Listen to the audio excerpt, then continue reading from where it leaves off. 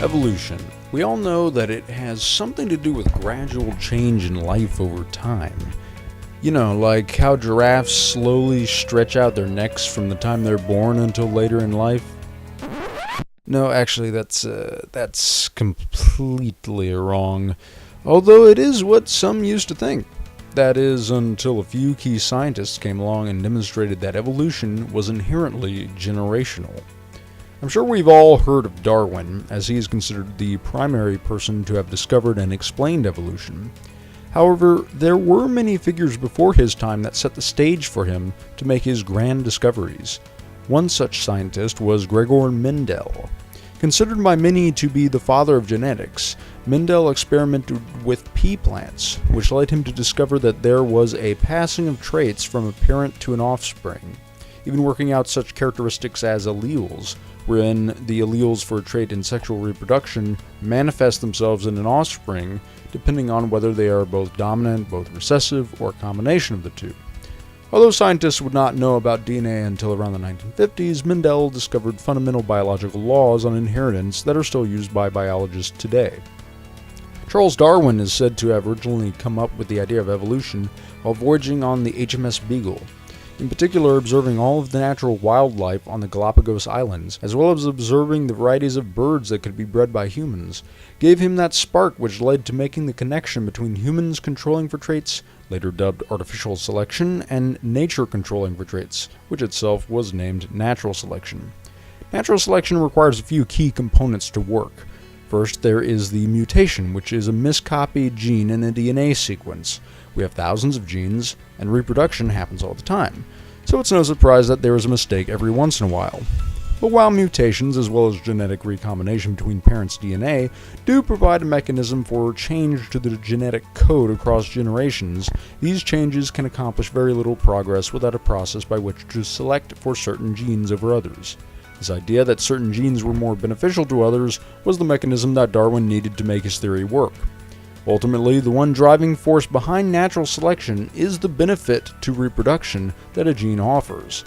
Even if the organism were to die moments after passing on their genes, this is still beneficial by natural selection standards, because there will be more of that organism's code in the environment through their offspring than an organism which had a gene that hindered their reproduction.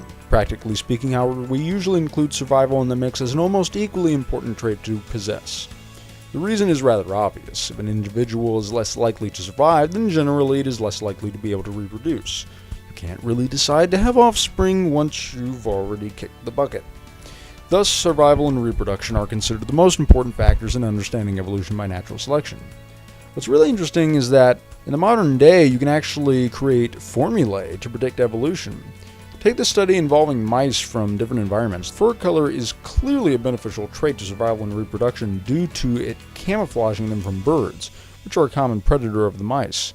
If we know the mutation rate, that is how often the mutation for fur color occurs, the selection coefficient, which is the favorability of reproducing as a result of that gene, as well as factoring in the reproduction rate and population size, we can fairly accurately predict how long it will take for, in this instance, all of the mice to change their fur colors over successive generations. Spoilers, 95% of them may have changed color in 1,000 to even as little as 100 generations, which is quite rapid on an evolutionary timescale. Just a minute though. Was Darwin the first and only person to discover evolution? Well, no, actually, while Darwin spent many years writing on the origin of species, there was another scientist called Alfred Russel Wallace who came up with the same idea independently. Remember that there was already the idea of change over time, albeit through a single generation, as well as the concept of alleles through Mendel's work, before Darwin. So it doesn't take a conspiracy theory to understand how two great minds could have come up with the same idea of applying this type of logic on a broader scale, since there was already the background information present in the scientific community at the time. Fortunately, Darwin and Wallace were both credited, and in 1858 their writings were finally made public, and evolution was finally uncovered to the masses. Today it is fair to say that evolution, as well as many other aspects of science, can be under attack by those with clashing opinions to what the research shows. It is important to remember that what science really is at the end of the day is a system for determining relatively objective information.